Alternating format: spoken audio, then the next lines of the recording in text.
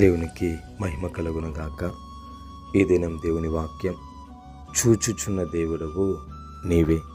గమనించినట్లయితే గనక ప్రభువు నీతో సెలవిస్తున్నాడు, నేను నీ ప్రతి పరిస్థితిని, నీ ప్రతి కష్టమును, నీ ప్రతి దుఃఖము అంతటిని కూడా నేను చూస్తూ ఉన్నాను అనేసి ప్రభువు సెలవిస్తున్నాడు.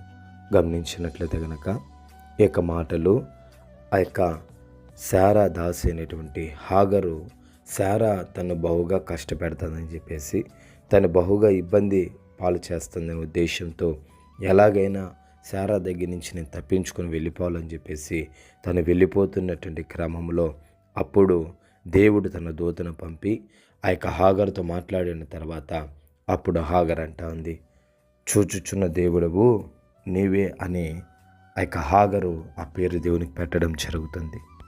ఆమె తన కష్టం అంతటినీ చూసి తనతో మాట్లాడిన దేవునికి చూచుచున్న దేవుడు అని పేరు పెట్టిన రీతిగా ఈ దినాన నీ కష్టాన్ని చూస్తున్న దేవుడు, నీ వేదనను చూస్తున్నటువంటి దేవుడు, నీ ప్రతి ఇరుకు ఇబ్బంది అంతటినీ కూడా చూస్తున్న దేవుడు నిశ్చయముగా నీ స్థితిని మారుస్తాడు, నీ పరిస్థితిని మారుస్తాడు.